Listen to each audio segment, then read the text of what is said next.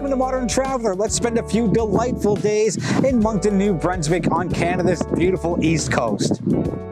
I've spent a lot of time in New Brunswick over the past few years in various places, but the one place I haven't had a chance to get to is Moncton. So decided to change that. A quick 2-hour flight from Toronto, up, down, get a window seat because the views are pretty cool. And you're greeted by this beautiful sign once you're inside the airport, straight to downtown Moncton and setting up shop at the Chateau Moncton. More on that later on. Our first stop was at the Bouctouche Dunes, and it is so mesmerizing. One of the world's longest dunes at a whopping 12 kilometers in length, dipping into the Bouctouche Bay. And you can either take the wooden boardwalk to go explore, you can walk on the sand, dip your toes in the beach, and it's a haven for a delicate ecosystem, and there are several plant and animal species which call this home. There are plenty of interactive displays so you can learn as you walk along, and there's also public tours available through the Irving Eco Center. Definitely get here, and if you can get here at sunset, that's what you're going to be rewarded with. I've been to a few of the Luminas across Canada, but this is the first one on the East Coast, and it is beyond wonderful. And there's a nice map showing you exactly what the 1.5 kilometer walking path will consist of. And there's 10 different stations and different installations, and they've really outdone themselves this time. And like, that's a projection. It looks lifelike. It is just remarkable. And the things they do with light and sound and just making it a truly immersive experience. It's approachable, good for families, for friends, for the young, the old. If you are a fan of being outdoors at night and being surrounded by a world-class light show and being just blessed with all of this serene sound. And at the end of the walking path, you're treated to a fire pit, places to sit, live entertainment. This is absolutely one of my favorite pieces of Moncton. From there, it's off to Parlee Beach just to relax. And I'm a Pisces. I have a natural attraction to the water. And this is the warmest salt water in Canada. So get in there. If you're not a swimmer, that's okay. Just get your toes a little wet and just absorb the warmth and just the serenity of being on the water on the East Coast. We met a family from Quebec, and they were here 4 consecutive days building sand sculptures. This is their one on their last day. Like, that is just, that should be award winning. It's so cool. Fully accessible for those in wheelchairs and with strollers. There's this nice mat that goes straight down to the water. So cool.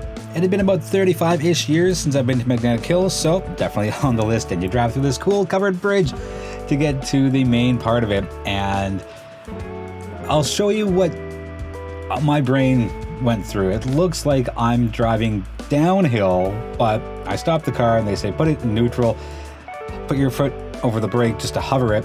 And then you should not be able to go backwards up a hill because it's just your mind playing tricks on you.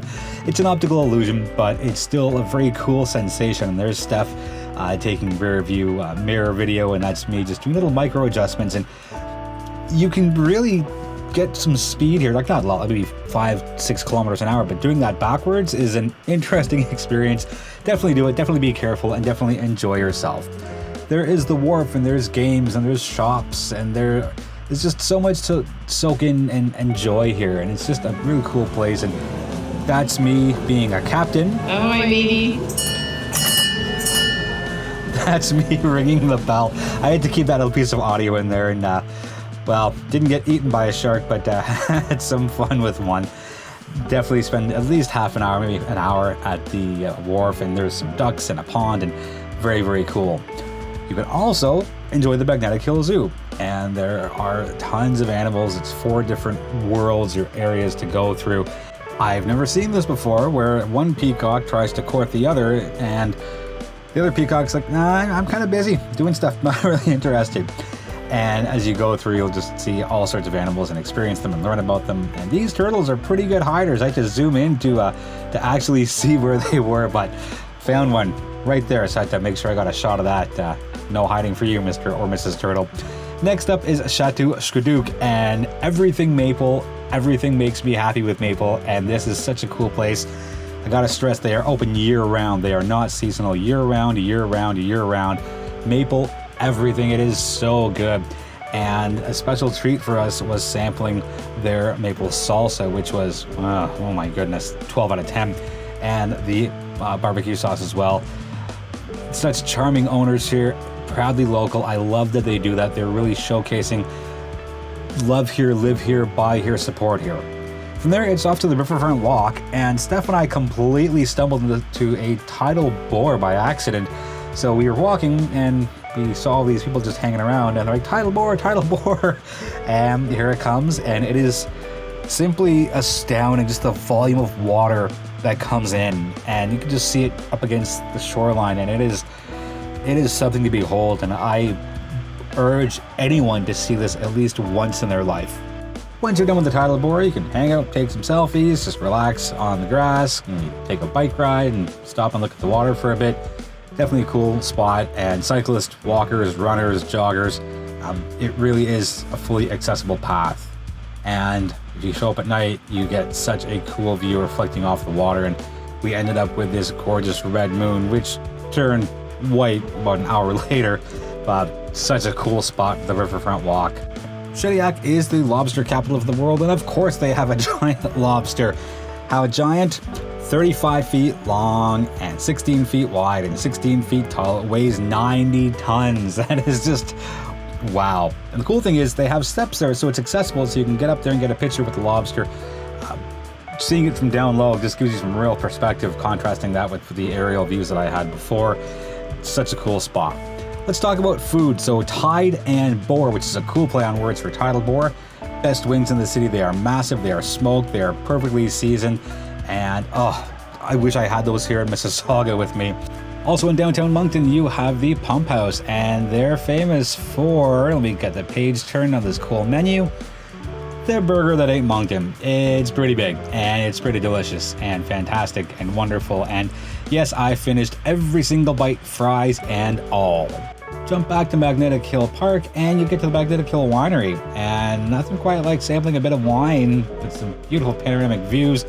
And they have charcuterie plates, and they're gluten-free, so well done there. And there's a very quick look at the views that you'll get once you're on the patio. Nothing like being outside eating.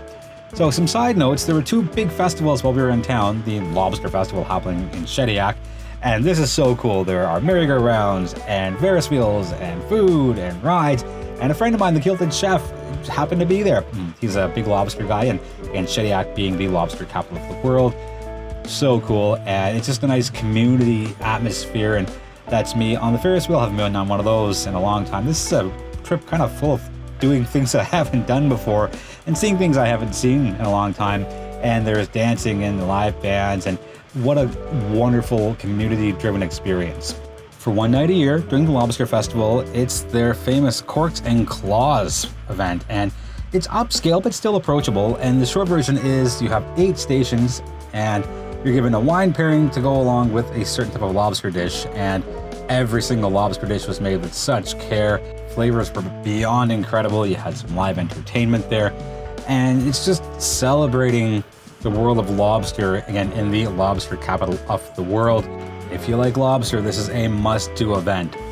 Second event is huge, and it's celebrating its 25th anniversary. It's the Atlantic Nationals Car Show, and I did a full long video on that on the Modern Motoring channel, which I'll put a link to in the description below. But it's just a collection of old, cool, classic, fun, unique pop culture cars, and it happens over 5 days in Moncton, and there are thousands of people, hundreds of cars, but you don't feel like you're boxed in or crowded, and it's in this massive park, and you can see there's a lot of people there, but you still have some space to walk around. You're not being encroached upon. So there's so many cool things here, and the one thing that stands out more than the cars are the people. They're friendly, they're talkative, they're engaging, and they just want to talk about their cars, and they love it. And I have a good maybe 10, 11 gigs full of footage of the festival, and there's live music and entertainment, and there's just such a cool upbeat feel to it, and you get people from all across Canada and in from the States as well, and just it's a melting pot of happiness and culture, and it all happens in New Brunswick. At the other end of the street there is another band, and what are they teeing things up for? Fireworks. Everyone loves a good fireworks display, and Atlantic Nationals is such a gem of an event, and I'm going next year. I've already decided. That's how it is. Quick touch on Chateau Moncton. It's on the Riverfront Trail.